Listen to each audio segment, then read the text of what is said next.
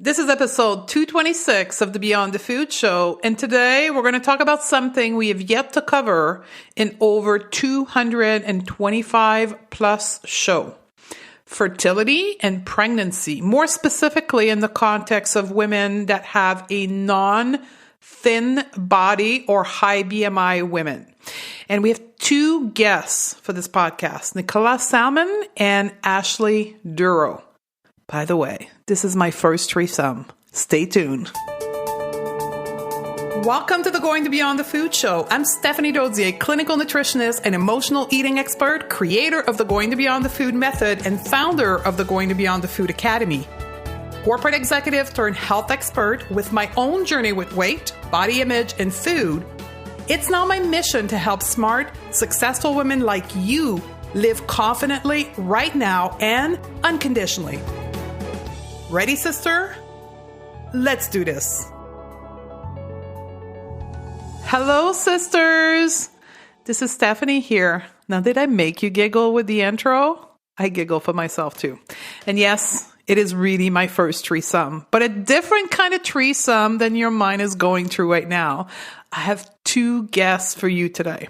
But just before we get into that, if you're listening to this podcast live, which means at the beginning of February 2020, it's been quite a busy week for us over the last 2 weeks here, and the Going Beyond the Food Academy, our signature program, the Going Beyond the Food Academy, our transformational program that help women make peace with food and body, is about to close. So that's where I teach everything about the Going to Beyond the Food method. Therefore, if you were interested to join us in 2020, this is it. You have until late Thursday, February the 13th to catch up with us. And then we are going to get started on our 6-month journey. Now, back on today's topic.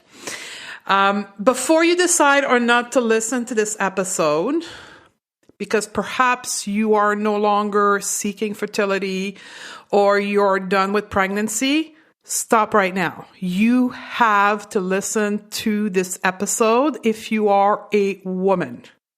This has, yes, to do with fertility, and yes, it has to do with pregnancy, but this is a strong issue for all women.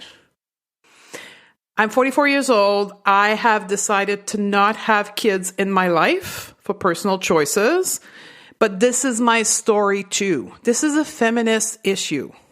You need to educate yourself and understand how other women are being treated in today's world and why saying no to diet culture is not just your issue. It is a feminist female issue.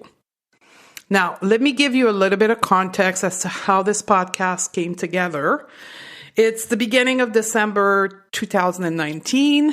I was looking at Instagram in the stories, and I was looking at Ashley Dorough's stories. Now, for those who don't know, Ashley is a fashion stylist, and she's someone that I'm working with, and we've been actually doing a lot of content together. Ashley has voluntarily exposed her own journey of making peace with food and body publicly, and she's doing session publicly with me. So if you want to know what it is like to work with me, head over to her Instagram account, and you will see a number of videos. I can't remember. We must be up to like 20 videos of work we've done together. But anyway, so she's a client of mine and a friend, and I was watching her story, and she was sharing stories about fertility and how people in her audience, women, were being denied fertility treatment because of their weight. I was like, what the heck is that? And the more she was sharing stories after stories after stories of so many women in the same situation, or women being mistreated by their doctor during pregnancy because of their weight. Women told to diet while being pregnant.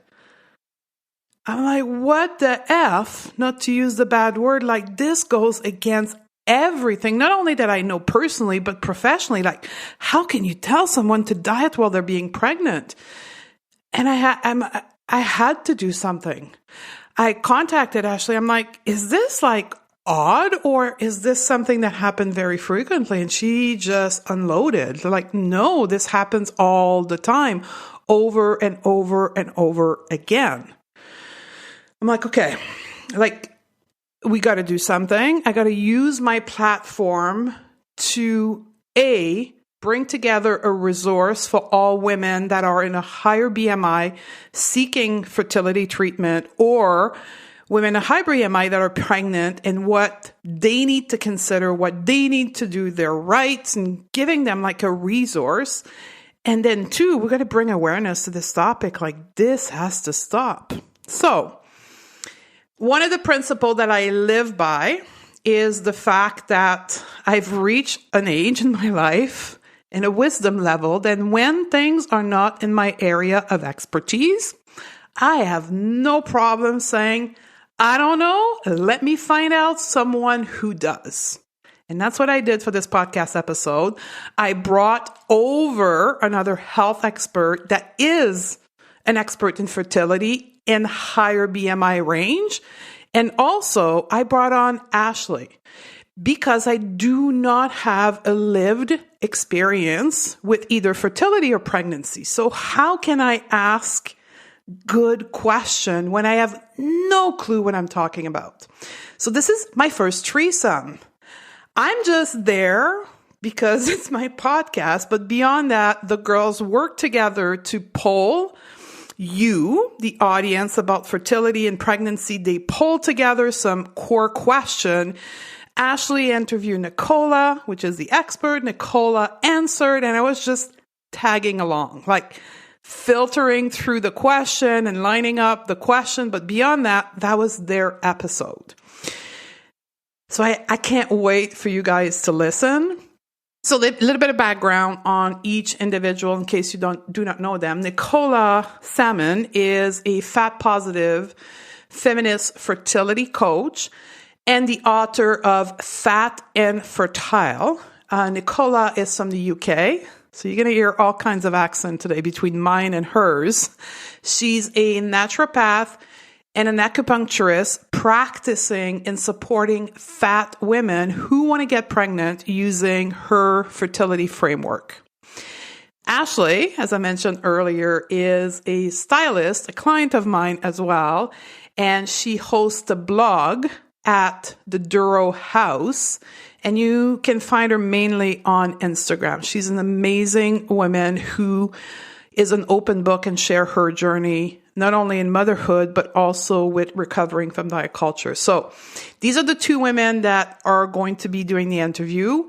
We're going to talk about the validity of the claim around the difficulty of getting pregnant in a bigger body, true or not, how to stay positive while trying to get pregnant in a fat body, how to stop focusing on weight and what to do instead, the current state of being pregnant and a higher body weight, how to engage with your medical team and your rights in your treatment process. We're also going to talk about PCOS. We're going to talk about fertility treatment and also fertility, quote, diet, end quote. Ready, sister? Let's do this. Ladies, welcome to the show. Hi. Hello. So we have Nicola and we have Ashley. And so this is going to be, as I mentioned in the intro, a very special episode because I've never done a threesome. So this is my first threesome. So I'm going to literally step back and let a lot of conversation between Ashley and Nicola happen. But I would like to start with your story. How did you came to take a particular, in the case of Ashley, a lived experience with fertility and body size, and Nicola being the expert? So how about if we start with Ashley and move on to Nicola's story? Sure.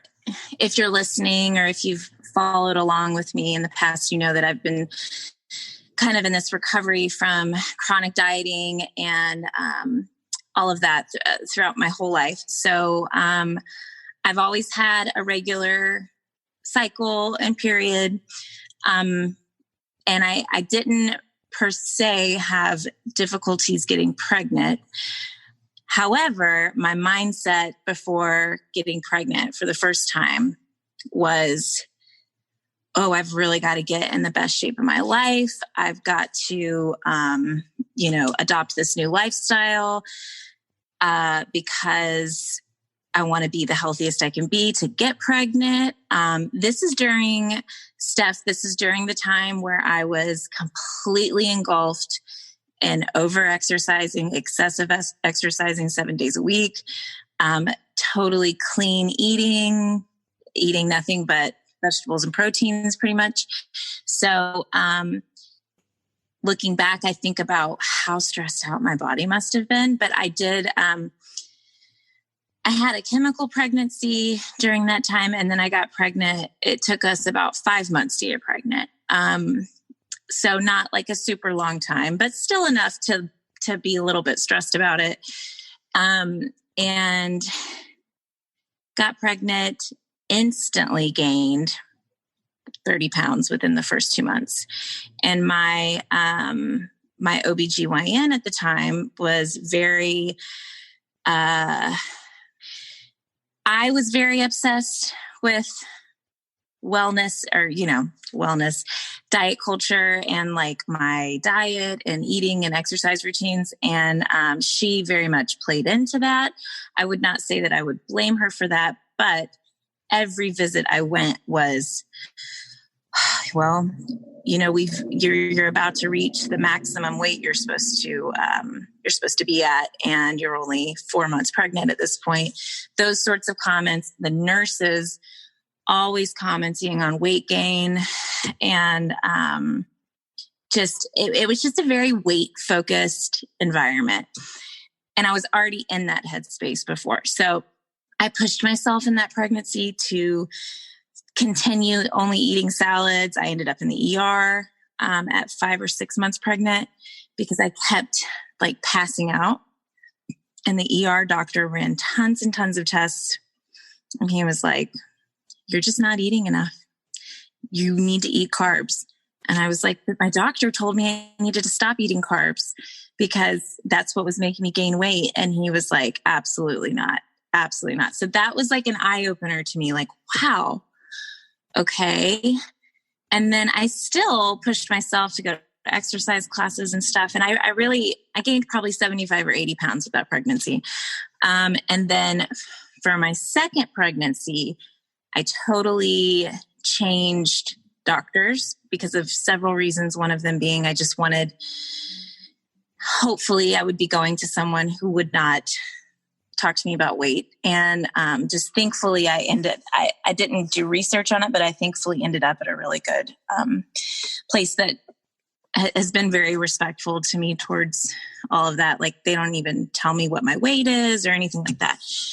So that ended up being my second pregnancy, ended up being a positive experience until, so I didn't gain as much weight with Pearl, my second baby, because I was already kind of at my, set point, like probably where I just normally will be in my life.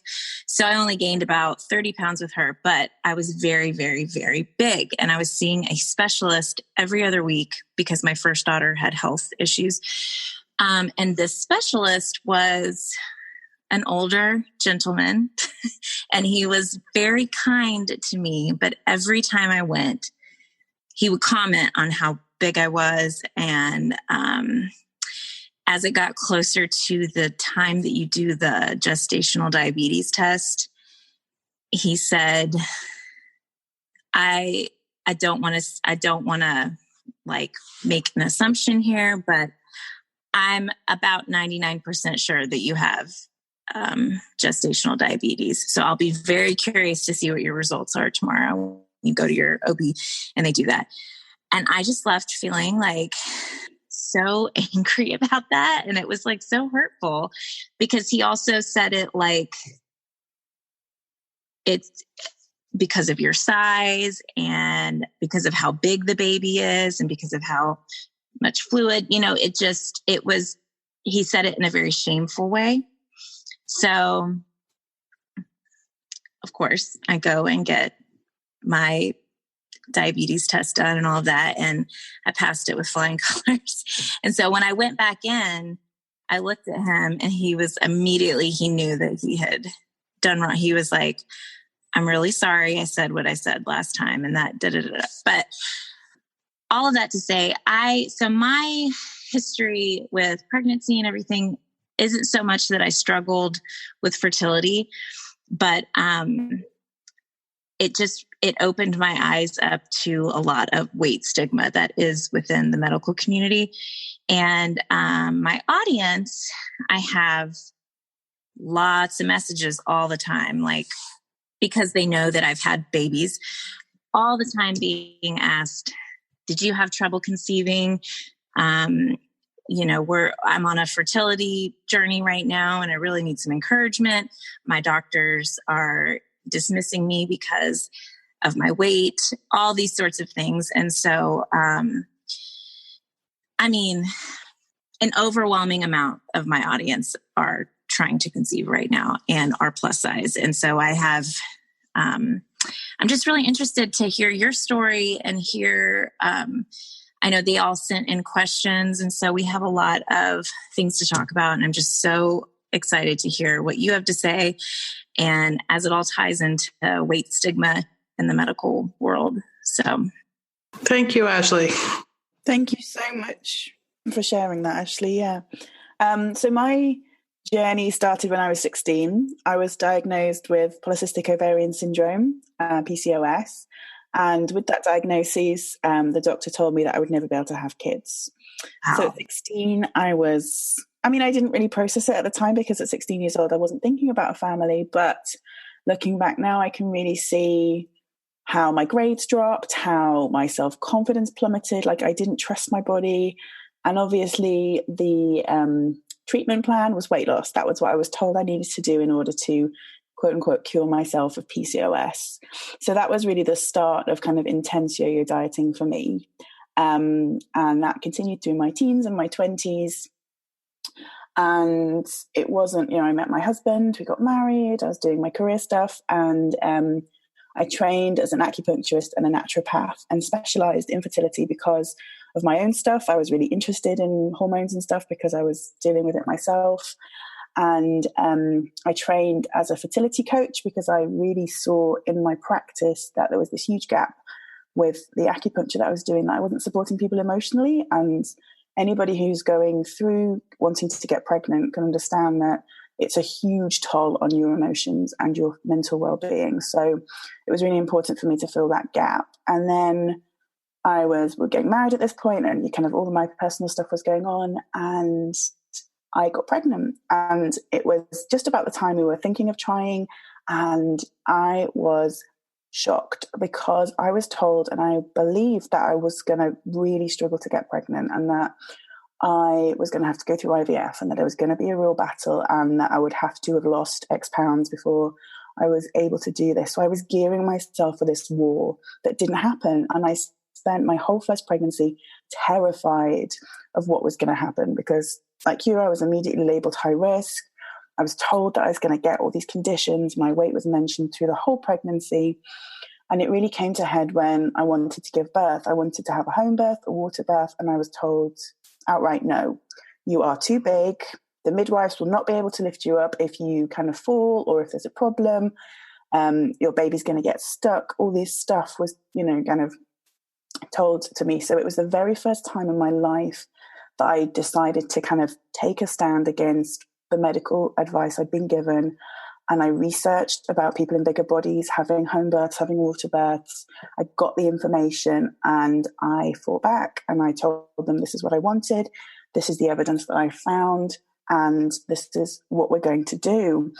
And it is the first time I realized that I had control over my own healthcare and my own body. And that was such a powerful moment for me. And in the end, I didn't have a home birth because he had meconium in his waters and all this other stuff happened. But I was so proud of myself for having that appointment, for standing up and for talking through that, because I was so used to being a good girl and just doing what I was told and following the doctor said. And it was powerful. And then once my eldest was a year old, I got pregnant again with my son. Again, not planned, but so welcome. You know, we're so lucky. We're so blessed with our children. But again, it planted this seed of, okay, well, you know, why was this so easy for me when I've been told that it's going to be so difficult? And so many other people are told that people in bigger bodies are going to struggle to get pregnant. And especially with having PCOS too, right? Yeah. I mean, at this point, my cycles were 100 plus days long. They were incredibly irregular. I was in a bigger body, you know, all these things, the factors were against me, yet it was easy. And I was just like, this is mad. Like, I'm so fortunate, but what is going on? Why was it so easy for me when it biologically should have been impossible? And it was when my son was about 18 months old that I realized that I did not want to pass on my dieting and my body image stuff and all that stuff that I was, in the way I was talking around my body and how I was showing up around food. I was just like, no, this ends now. I am not passing this on to my children. I don't want them to have to see me go through that in the same way that, you know, I saw my mum go through dieting, and, you know, that really passed on a lot of kind of issues around food and the way I saw myself. And so I was like, no, I'm going to quit dieting and quitting weighing myself. And then I was left with this big hole because I wasn't sure who I was as a woman who is in a bigger body but not dieting. Like, that was such a huge part of who I was. I wasn't really sure what my health was going to look like, what I was going to eat, like how I was going to be in the world. But the thing that I noticed most of all was that I had so much more energy, like mentally, emotionally. Once I'd stopped dieting, I was just like, oh my God, I felt like I could breathe again because I didn't have to think about like all this stuff every single day of like, well, what am I going to do next? And what am I going to eat next? And oh my God, I feel so crap about eating that, and all that stuff that goes on and on and on. And then I was so fortunate enough to kind of stumble into Instagram at this time and found other people who were living in bigger bodies and not dieting. And I found the Health at Every Size community and the intuitive eating community. And I was just like, oh my God, this is phenomenal. Like, how did I not know about this before? Where have these people been hiding? And I was just so blown away. And the more I read, the more excited I got about it.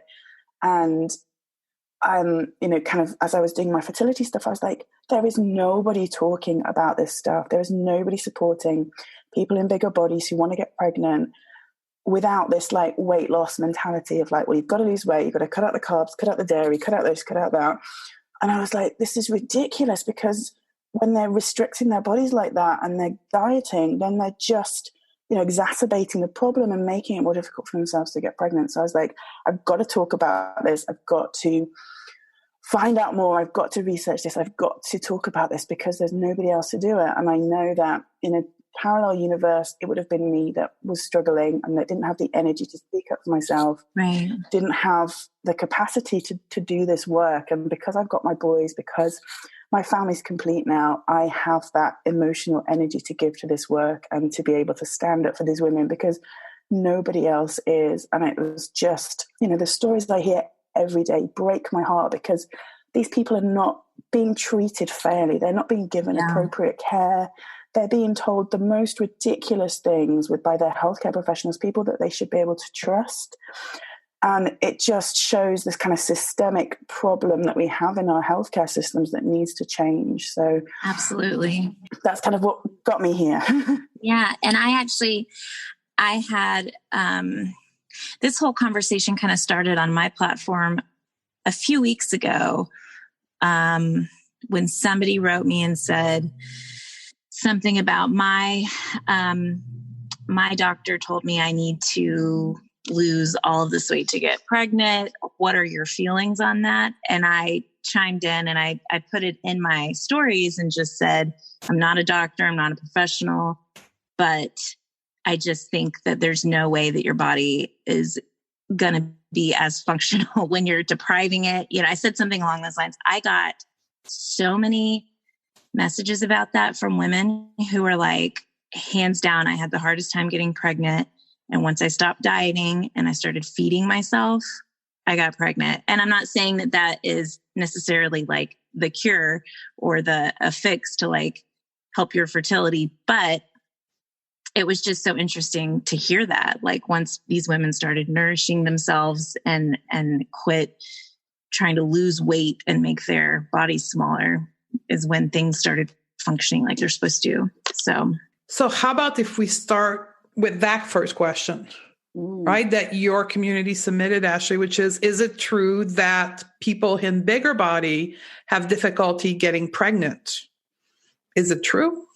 So for me, the answer is completely not. Like for me, from a very personal experience, my body gave birth, got pregnant really easily in my fat body. And for so many people that I see as well, like Ashley said, once people stop dieting, stop seriously restricting the calories that they're consuming and begin to support their bodies with the fuel it needs, then the body can start to think about reproduction. Because when your body's in starvation mode, reproduction's the last thing on its mind, right? Like your body needs to survive. And if you're in survival mode, then there's no way your body's thinking about reproducing, because it's not going to bring a baby into a world where it feels that there's a famine or it's kind of less chance of it thriving. So it makes complete sense on a biological level that when you're starving yourself or when you're dieting or when you're kind of cycling through restriction and binging, and kind of your body feels like there's no constant supply of food or resources,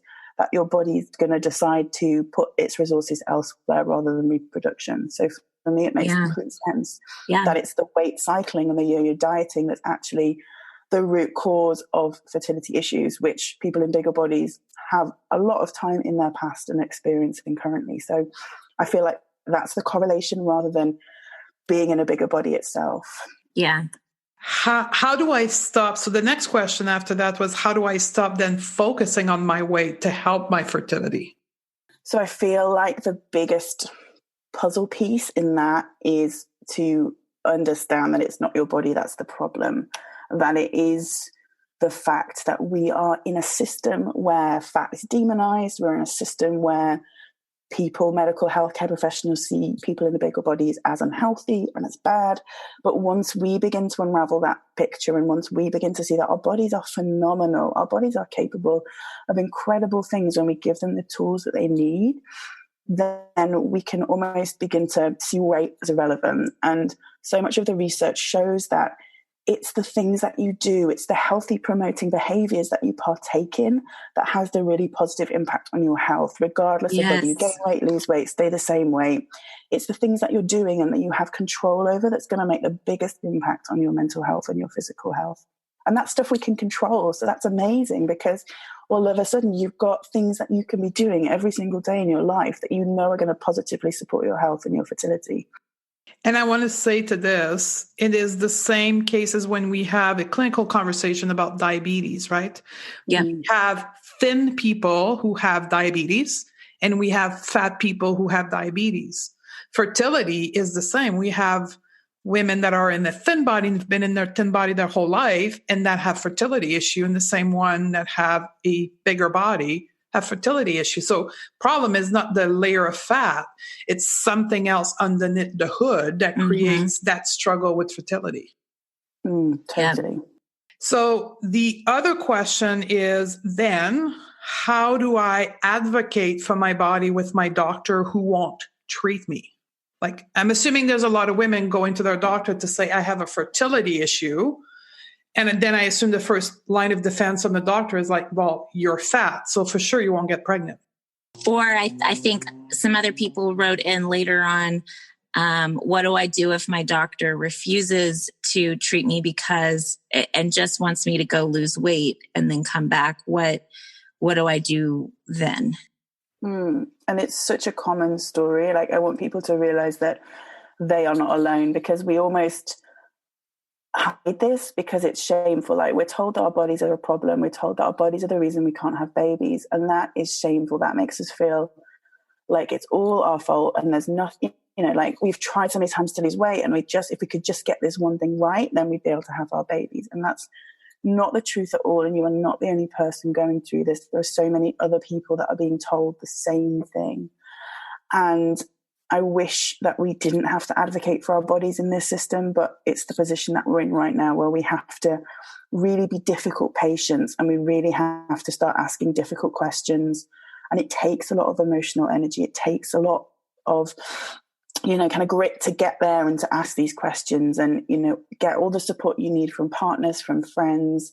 But yeah, it's about asking those tough questions. So you can ask them, what would you do if I was in a thinner body? What treatments would you ask? What treatments would you give? What tests would you run? You can ask them for the evidence that they are giving you that recommendation from. So kind of, what research papers show that if I lose X pounds, it's going to have this effect on my fertility? What evidence have you got to show that by, kind of losing this amount, it's going to positively impact my IVF? And the answer is, like, so much of the research isn't actually there, and they just pick out these numbers out of thin air, and they're using these BMI barriers that are completely arbitrary, that are just, picked because they're a convenient number. So it's about really questioning and digging into their fat phobia and their biases around big bodies to get to the root cause. And then a great tip is to, if they say no, say, can I please write that down in my record, show me that you've written that down? Because as soon as you start creating this paper trail and this kind of, they've got then responsibility for making that decision, all of a sudden they're like, okay, well, maybe we can run that test. Or maybe, because they don't want the book to stop with them, right? They don't want to be responsible if later down the line you find out you've got endometriosis or something else going on that they could have fixed in that moment. Yes. So it's I like that. Great advice. Get them to write down that they've declined treatment because of your weight. Is that what you're saying? Yeah. That's powerful. And it's really powerful. Well, and it's also, and this can go into other things besides fertility too, just in the medical world, but for a doctor to look at you and see how much you weigh, and then to assume based on that you don't have a healthy diet or a healthy mental health situation, to all of that, it is just so wrong. And that is something that I encourage people to advocate to when they're in there. Like, okay, and what is telling you that just because I weigh 250 pounds, how do you know that I don't exercise, 4 days a week? And how do you know that I don't eat exactly what my body needs to fuel it? Things like that. I think at this point, Stephanie has helped me realize how much power we just give to these doctors that really don't. We need to take our power back. So, can I ask one more question? And this is probably going to show my lack of lived experience and expertise in this field, but women that perhaps have been trying for a year to get pregnant and want to engage in fertility treatment, whatever they are, is it possible that they're declined from receiving such fertility advanced treatment because of their weight? 100%. So many clinics have a barrier, whether that's a BMI of 30, 35, sometimes higher, but it's there. And so many clinics restrict purely on your BMI, regardless of any other health factors. Wow. Yeah. I did not know that. And this is, and correct me if maybe Ashley can say, I know in Canada, this is outside of the free medical coverage, like this is paid personal treatment. Is it the same thing in the US? Is it paid personal treatment? So it's covered by insurance? Well, it can be. It really varies from insurance to insurance. I know I actually have a lot of close friends who have gone through IVF. I have a friend whose husband has really great insurance coverage, and they paid $5,000 each time, and they've done it twice. I have another friend who had to pay $35K each time. I had, so it's like, it's very, so it's paid services and they still decline it. That blows my mind. I don't know anything about this. So what do we do then? What does that woman do? Change clinic? So we have to push back. So there are some friendly clinics and BMI clinics that don't do that for BMI, but again, there's no easy directory. It's something that I want to do, but it's not something I've been able to do yet, of like creating a directory. And I think for the most part, most women who are in that situation, we have to assume don't understand that they hold the power. Like, unless they've been in other medical situations prior to that where they learned how to advocate for themselves, they're not just going to immediately push back on that. So I think this is so great and so powerful to talk about, because we're educating women. No, if this happens to you, you can find a clinic, you can find a doctor, you can find resources to find another way. Don't live in this shame that this doctor just created for you, kind of thing. Yeah. I've been working with a patient who was denied IVF for 8 years. So she's in her 50s now. And we worked together for an hour, and I gave her the tools that she needed to fight against the doctor and the clinic that had denied her. She went in with these tools like just research that showed that dieting didn't work, that IVF was just as effective for people in bigger bodies, and the doctor approved it finally. So it was just having those tools, being able to stand up and say, this argument you're going to give me, here's the refutal. I understand the risks and I want to go ahead. I'm getting the goosebump right now. So this is very powerful for people. So is that something that and forgive me if you've got it on your website or on your Instagram, but is that something that you have available for people to that knowledge to take to their doctor? Because I know that if you don't, that would be such an impactful thing, because I already have people asking all the time, how do I, what do I say to my doctor and things like that. Yeah, so I've written a book, Fat and Fertile. Oh, that's right. Okay. Which has got kind of a lot of research in it. And I've also got a free download of that on my website so that people can download a PDF and take it into their doctor, because that's amazing. There is so much research out there that is fat phobic and doesn't take into account weight stigma, weight cycling. So shows that people in bigger bodies are at bigger risks. And, but I found papers now that support the fact that IVF works in all bodies as long as you treat them appropriately, because bigger bodies may need different things, right? That's not unusual. And here, I just want to say something that's going to sound but I mean, you're going to invest $35,000 in treatment. A coaching session with you can avoid you a lot of headache, a lot of stress for that big investment of $35,000 or even $5,000, right? So this is this empowerment, unfortunately, because this information is not readily available, you somehow have to sometime go get it, present your case and be given argument. So I just want to continue on IVF because there's one more question specific and 2 drugs that I hear a lot about. And the person says, why didn't my body respond to Clomid and metformin in my IVF treatment if it's not because of my weight? So Clomid and metformin are kind of used as ovulation inducers. They kind of cause ovulation, especially for people in PCOS where their ovulation may be completely irregular or they don't ovulate at all. And metformin is, again, another drug that they use. It's a diabetes drug, and they use it to kind of try and support the insulin cells and to try and regulate ovulation. So it's all about kind of regulating that cycle. And so much of the research, it just isn't done in people in bigger bodies. So I feel for so many people, they're just not given the appropriate dose for this drug to work, which is ridiculous. Because that would make a lot of sense. Yeah. But I mean, it's so obvious, right? I mean, it's just come on, guys, it's not rocket science, bigger bodies, more drugs.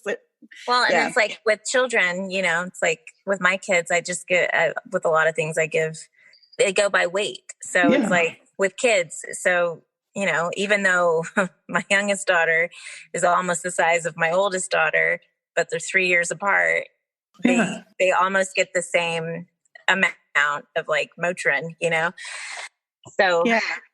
And it's that classic episode of Shrill that was like when she found out that the emergency contraceptive pill didn't work in her size and nobody had bothered to. She didn't take, yeah. And it's just like, it's madness. And it's madness that our bodies are just not taken into account and just a second thought, because we take up a large amount of the population, right? Yeah. This is like so good. Okay, so PCOS. We'll go there we'll do another episode just on PCOS, but do you have to lose weight to ovulate when you have PCOS? No, absolutely not. And again, it comes down to those health promoting behaviors. So for me personally, my 100+ day cycles, when I decided to move my body in a consistent way for joy, not for punishment, and I consistently moved my body like 3 times a week in a way that felt good for me, my cycles shrank to between 30 and 50 days overnight. Like literally in a month, I could change my cycle length. And that was just such a powerful experience for me. Wow. Didn't change anything about my diet. Nothing else changed. It was just purely moving my body from a place of love and, supporting myself rather than like, I ate a cake, therefore I must run like 5K, that kind of mentality. And I've been able to keep consistent with it because I love it. It feels great for my body. And yeah, I'm reaping the benefits of that. And it's absolutely, my body size has not changed in the slightest. And yeah, it's so powerful. Can I get pregnant with irregular cycle on PCOS? I mean, you're the example of that, obviously. But the thing with the irregular cycles is that you don't know when you ovulate. So that is the big problem. And if you are having periods, that hopefully does mean you're ovulating at some point. But we're not taught enough about our cycles to really understand what's going on. So most people don't know that it's like there's 2 halves of your cycle. And then you can say when you first start to bleed, that's kind of classed as your day 1. And then you're supposed to have like 14 days roughly, and then you ovulate, and then another roughly 14 days, and then you'll start your period again. But most people don't know in PCOS that it's the first half of that cycle that's really irregular, but the second half is actually really normally quite consistent. So once you understand that first bit's irregular, then you can begin to start kind of looking out for signs of ovulation. And once you understand like that your body shows you tricks and like things about when you're going to ovulate, because we like historically we didn't have ovulation predictor kits we could pee on to know when we ovulate, right? Like when we were cave people, we weren't doing that before to get pregnant. Our bodies are innately intelligent and they will tell us like our libido increases when we're about to ovulate, which makes total sense because the species wants to continue. So of course your sex drive is going to go up when it's time to make a baby. So kind of, I believe that by kind of listening to that, by looking at a cervical mucus, by, there's all these signs and symptoms that you can tell. And there's other trackers, like there's so much technology out there now that you can use to support you in figuring out the ovulation. But when you know those signs, when you know those symptoms, when you're looking for that stuff, it's totally possible to get pregnant with an irregular cycle. This one I hear a lot, but this particular woman actually said the fertility diet. Apparently there's something known as the fertility diet out there. I hear it a lot in the context of PCOS, which is, should I cut out carbs to get pregnant? You were told that, Ashley, right? Well, I was told to cut out carbs to quit gaining weight during my pregnancy. But so is there a fertility diet? There's a million fertility diets, right? Like if you Google fertility diet, you will see like a billion different things come up. And it's all like cut out everything you can imagine, like cut out dairy, cut out wheat, cut out gluten, like the list goes on. And you've got your special fertility smoothies and you name it, it's there. Because the thing is, like when you can't control getting pregnant, you cling on to dear life for something that you can control. And for so many people, that's food, because we're in a food-obsessed world. We're in a diet-obsessed culture. So it feels natural to then cling on to something that you can control, like food. And again, but it's just another diet, right? It's just another way of restricting yourself, for punishing yourself, for putting your body through something which it doesn't need to put through. It's an additional stress. It just takes over your whole life. And yeah, you don't need to cut anything out. Your body needs every macronutrient. It needs every form of food. And it's just about listening to what your body needs and supporting it in every way that you possibly can. Okay. So how about if we go into now you're pregnant, right? So the next series of question was the risk of being pregnant in a bigger body. Miscarriage, for an example. Is it true that there's a higher risk of miscarriage in a bigger body? So the evidence shows that the risks are higher. And the reason I believe that the evidence shows that, because again, the evidence is fat phobic. And again, the evidence doesn't take into account weight cycling and weight stigma, which we know increases risks of things in people in bigger bodies. So for example, somebody in a bigger body might have been restricting themselves before they got pregnant, or be restricting themselves through pregnancy. As you mentioned, Ashley, like these things are happening. People are encouraging pregnant people to either try not to gain weight or to lose weight during pregnancy, which is such a terrible thing to tell somebody who's trying to grow a human being. Mm-hmm. And these things, I believe, are increasing the risk for people. And the problem with the way that they are showing these risks, the way that they are kind of telling people about these risks, is that they sensationalize it. They're like, you're 700 times more likely to get this condition. You're, like 30 times more likely to get this. You are guaranteed to get this. It's made to believe that it's a given. It's going to happen to you. If you're in a bigger body, you're going to get these things. And actually, the risks are still very small. So it may be 2 times the risk for somebody. So let me grab up. I've got the stats up. Where have they gone? So for miscarriage, for example, so percentage of people who have an early miscarriage from one study was 10.5%. So for people in a quote unquote normal BMI, it's 10.5%. And for people who have a BMI above 30, it's 12.5%.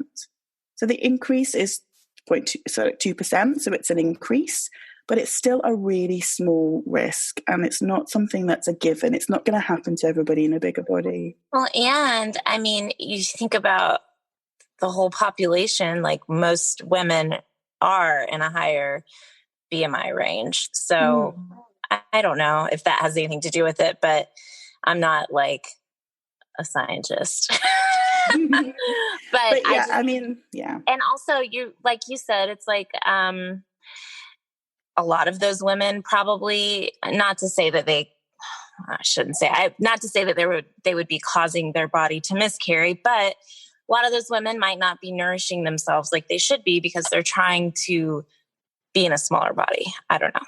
Well, and we haven't like the whole emotional component. Like I'm a holistic based practitioner, and we don't have studies yet to show the impact of emotion on our tissue, including the fertility tissue, like this event of bringing up a new person in our body. But I can guarantee you that a stressed body, for whatever reason, will have a much higher risk of miscarriage. And if we could single that out in the study, we would see that the cause is likely not the weight, but the stress incurred by the weight. Is that your opinion, Nicola? Yeah, I mean, weight stigma is a stress, isn't it, on the body? Like the people are facing these stresses on their body that they should not be put under. Like fertility stuff is stressful enough without, your doctor then telling you, okay, well now you're at an increased risk of this, an increased risk of this. And it's about informed consent, right? These people would happily take on these additional risks if they were given the opportunity by their doctors to say like, okay, well, the risks of this, here they are in black and white. If you consent to that, that's fine. Like people would happily take on these risks because we know that the risk of dieting is way worse. It's going to create so much more havoc in your body and your mental health than any of these slight increased risks would be. And of course we want to reduce those risks, but I feel like reducing those risks is creating a medical system where weight stigma and all these additional stresses don't occur for these people. Yeah. Can we talk about quickly the risk or talk about gestational diabetes and preeclampsia for bigger body women? And again, it's a similar thing. So let me grab up my stats. Gestational diabetes. So with a quote unquote normal BMI, it's like between 80 and 25. BMI is 2.3, the percentage of people who'll be diagnosed with gestational diabetes. And for people over 30, it's 5.5. So the risk doubles, but it's still 95% of people will not get diabetes when they have a BMI of 30. So they make it sound like it's inevitable. And it's not an inevitable. it happens to every sized body. I know. And then it's like, then again, literally every woman I know that had GD while they were pregnant was in a smaller body. Yes. Like, it's just like, But it's still just 5%. Is that what you said of the population? Yeah. So that you have 95% risk of not having it. Yes. How about if we talk about that? Exactly. Yeah. Why can't that be the headline? Yes. Yeah. Most people are going to have a healthy and happy pregnancy. There we go.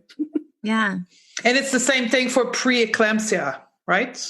Yeah. So again, the risk like for BMI is like 3.3. Oh no, sorry. 3.3 for 18 to 24. And then for 30 to 34, it's 7.7. So again, it's a higher risk, but it's still a really small risk. And people are doctors are using this increased risk to force people in bigger bodies to have C-sections.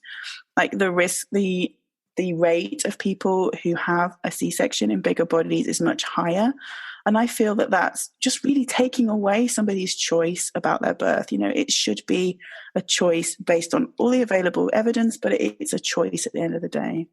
So I have a question. What is, this might be a silly question that everyone else knows the answer to, but maybe not. What is the benefit for a doctor to do a C-section over a vaginal delivery? Great question.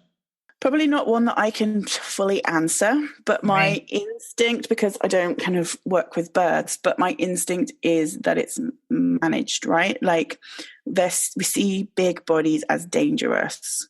Like somebody in a bigger body, they're going to be unhealthy. There's going to be all these complications. So I think it's seen as the kind of safe managed option.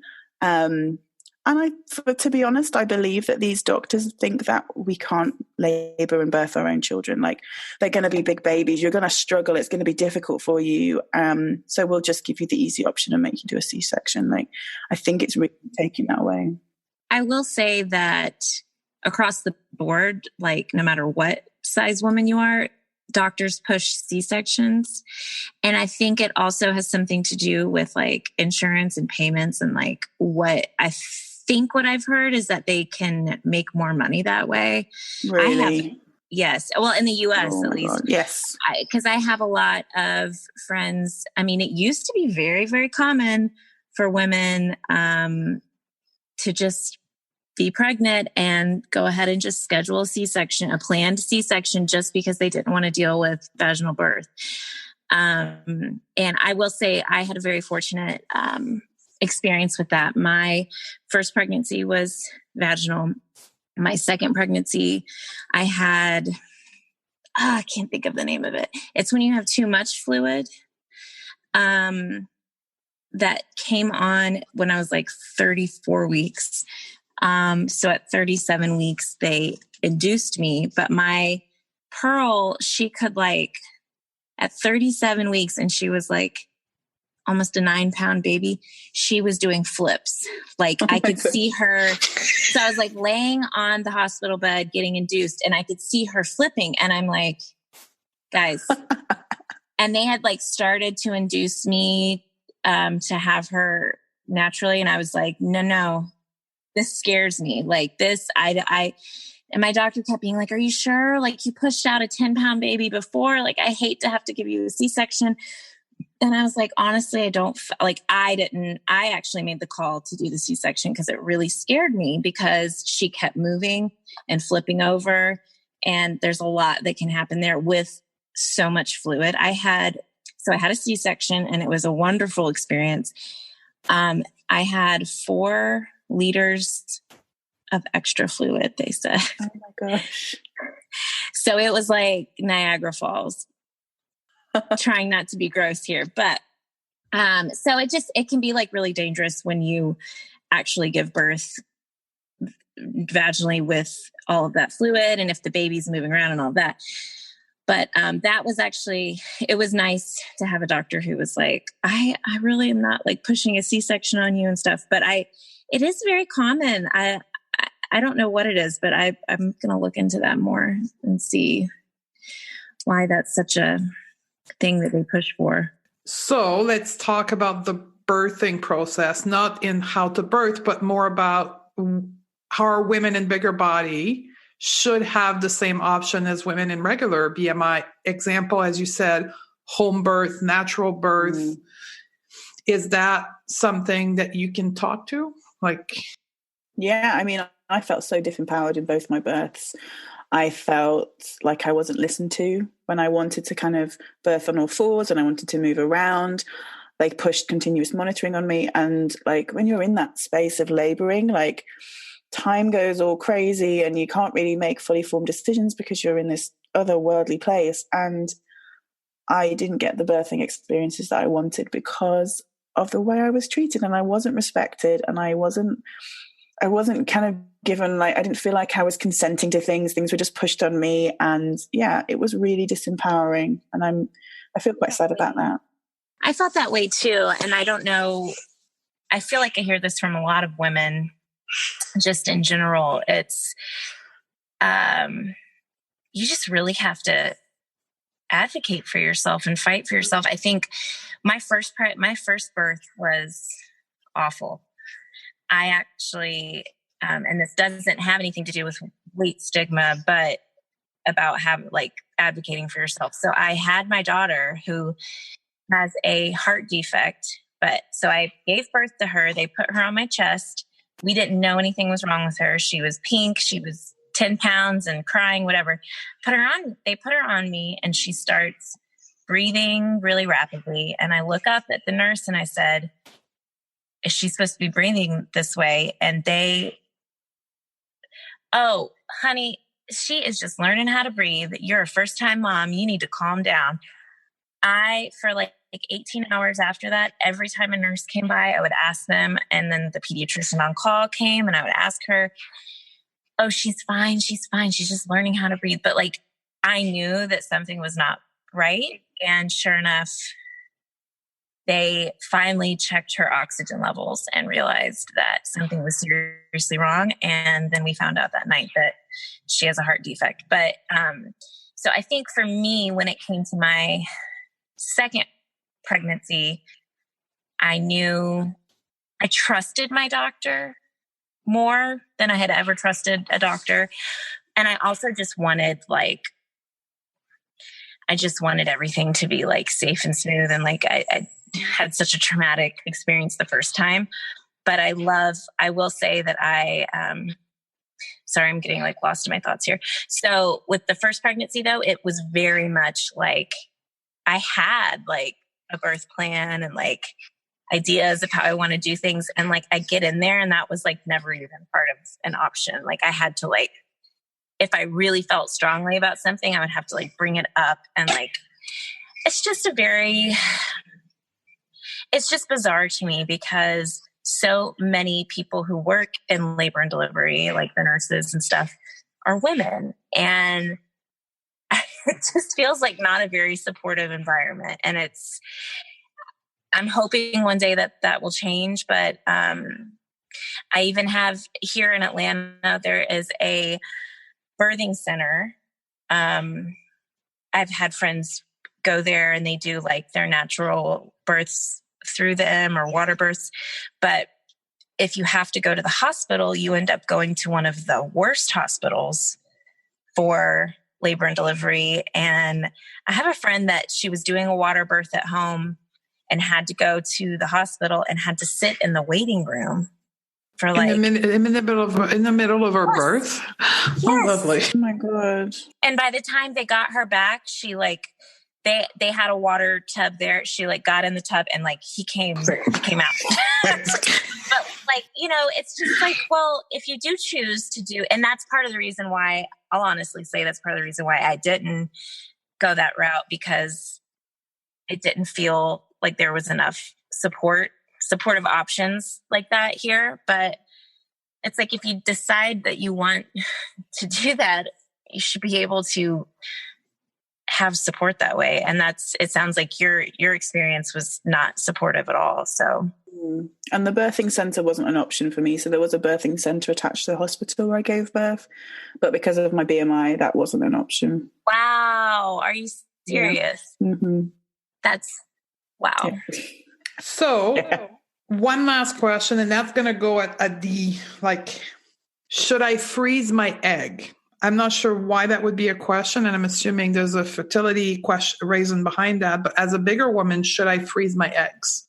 So I think the backstory behind this is it was a woman who was a bit older who hadn't found her partner yet and wanted to know whether to freeze her eggs, whether it was a good option, because obviously as you get older, they say that your eggs decline. So it's, if you can catch it as soon as you can, like, there is some evidence to support that. But the problem with freezing eggs is it's still quite it's really new technology still. Like, we don't have a lot of people who've gone through the process of freezing their eggs and then using them later on in terms of fertility treatment.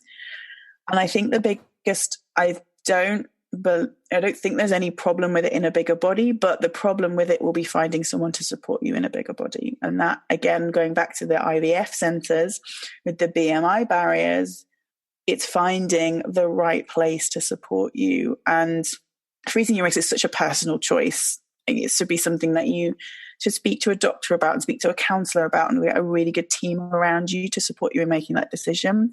But I think that choice is being denied from a lot of people in bigger bodies because they can't find a clinic to support them in that, and they can't find a clinic that's going to talk them through the options and give them ethical, sensible advice about whether this is a good idea for them, because their body shouldn't come into it, but their body is the kind of the barrier that's kind of stopping them from being able to access these services and get that support that they need to make the decision.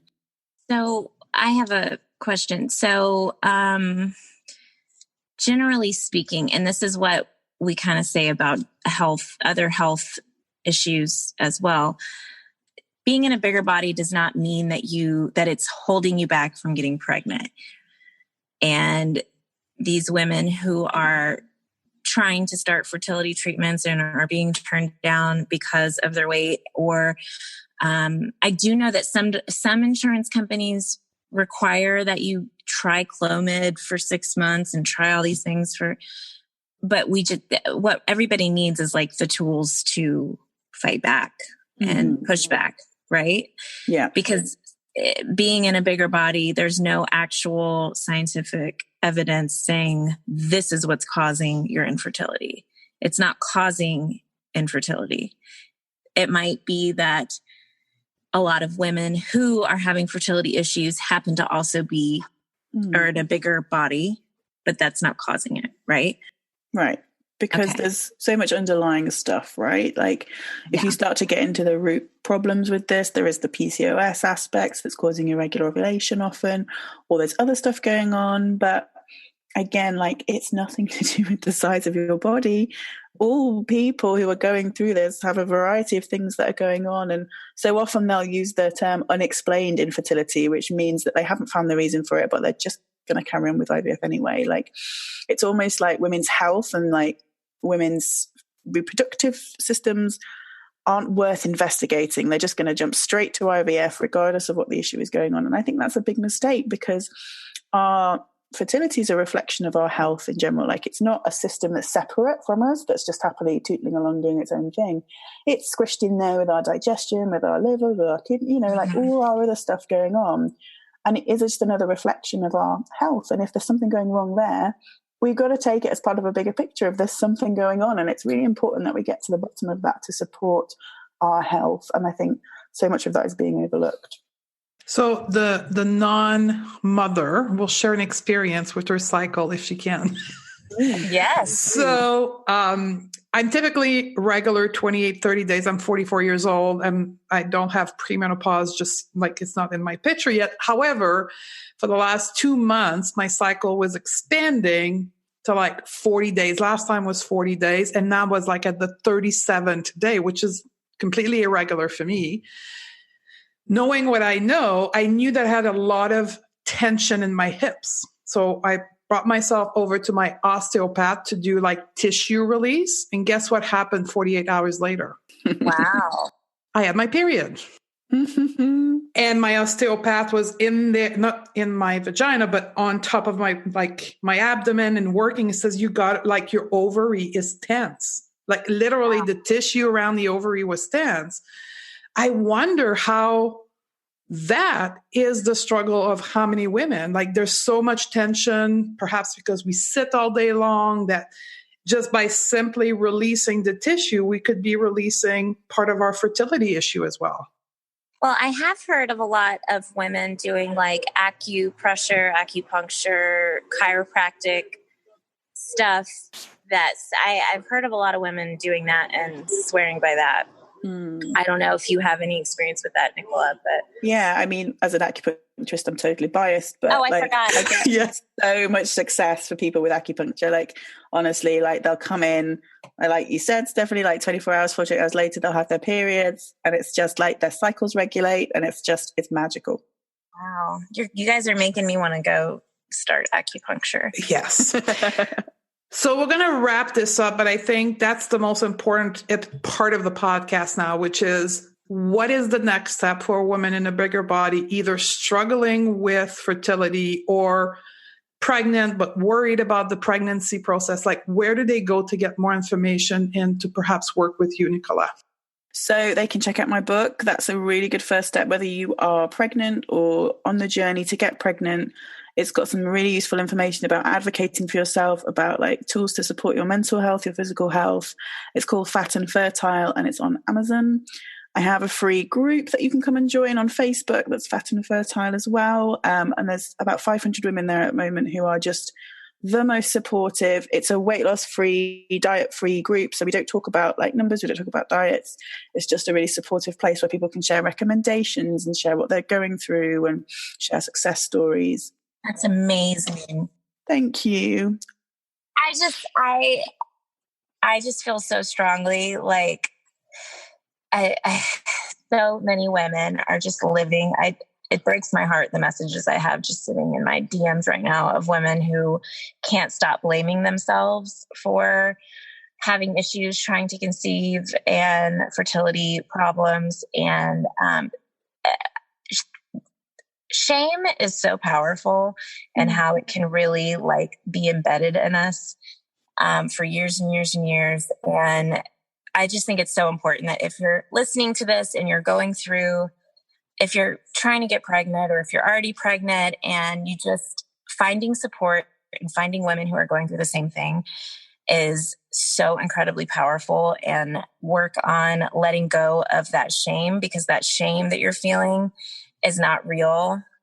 Just because you're in a bigger body does not mean that you've done anything wrong and that you shouldn't be able to have a baby, I feel like. So I just want to encourage people to go to your group, join that. And that PDF that you have, I think is amazing. Like I'm going to download that and have that information for myself handy whenever I need it as well. And you work one-on-one with people, correct, Nicola? Mm-hmm. Yeah. So I do coaching around all this stuff, around like creating a healthcare plan that doesn't involve weight loss, about advocating for yourself, about kind of retraining those negative beliefs that we've been told about you can't get pregnant, you can't get pregnant, you can't get pregnant. So there's all the different pieces of the puzzle, which I think are so important for people, especially in bigger bodies that need to go through this. So I'm going to put the links to all of that in the show notes for everybody to refer that quickly. I just want to say from a practitioner, I know I refer out to people like Nicola. And if you are someone in a bigger body, I always advise to find someone who has a lived experience, either in a bigger body, because the perspective is completely different.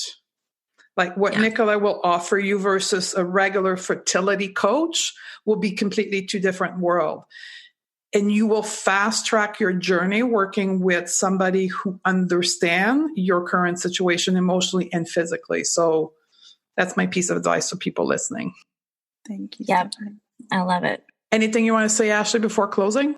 I'm just so excited to be able to share this with my community. And for people listening that haven't heard of House of Dorough, that's my blog. I started it a couple of years ago to empower women, and we talk a lot about body image and anti-diet stuff. I also do plus size fashion and size inclusive fashion, and I'm just like, my goal is to cheer you on, whoever you are, wherever you are in your journey. yeah, I cannot wait to share this. I know that everybody is going to get so much out of this. So thank you so much for inviting me to be a part of this. I know we all have Instagrams that you can put in the show notes, but I'm just Ashley Dorough on Instagram. And yeah, I'm excited to see this all come together and hear everyone's feedback. And I'll also link to the work we've been doing together, Ashley, around education on the IGTV. Yes. Because I think that's a great place to start as well, around intuitive eating and health at every size.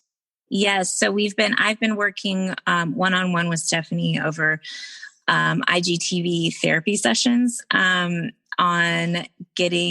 working through my chronic dieting and actually just really digging through these layers of everything that diet culture has kind of laid on me just my whole life. So it's just really, it could be very helpful for those of you who might be struggling with really anything that has to do with health, wellness, exercise, any of that. So it's all in my IGTV and stuff. I'm just going to link it.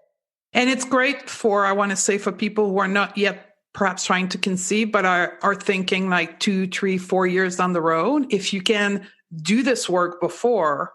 Yes. And I see Nicola shaking her head. If you can do the intuitive eating now and like the whole piece, the relationship to exercise, that will fast track your fertility. Correct, Nicola?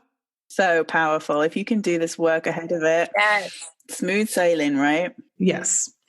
Thank you very much, ladies. I think this is going to be one of those Bible episodes that's going to serve many women. So thank you very much for your time today. Thank you so much for providing this platform, and I love it. I can't wait. Thank you. Thank you. There you have it, ladies. Isn't it a mind blower? Crazy. Okay, so here's your homework in the 2 groups. If you are a woman who's not seeking fertility or pregnancy, your homework is to keep abreast of this issue and support other women going through this. And read a New York Times article that I linked in the show note. And this article was published in June 2019. It is called "When You're Told You're Too Fat to Get Pregnant." Inside of this article, you will have a ton of science and more stories of other women going through this. If you're a woman looking to get pregnant or currently in a state of pregnancy, you need to join Nicola's free Facebook group and download her free guide and participate in the learning and the education she provides so you can stand tall and in your power with your medical team, and read the New York Times article as well. If you feel that this interview, this podcast helped you and it was powerful enough, please leave us a review. It really helps showing the podcast to other women. This kind of topic will never appear on the top research of Google. This is a grassroots movement. You need to empower the podcast through your review to be shown to more people. So go leave your review in either iTunes, Stitcher, and if you left a review before, leave another one on this particular episode about this topic. Again, just to boost the podcast to be seen to more people. I love you, sister, and I look forward to hang out with you again in the next episode.